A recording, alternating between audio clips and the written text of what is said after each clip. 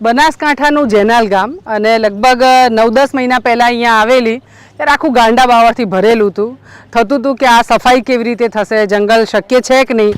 પણ સરપંચ સાહેબ બહુ જાગૃત હતા એ વખતે ને એમણે કીધું હતું કે બેન થોડો સમય આપો, હું કરીને બતાવીશ એમ.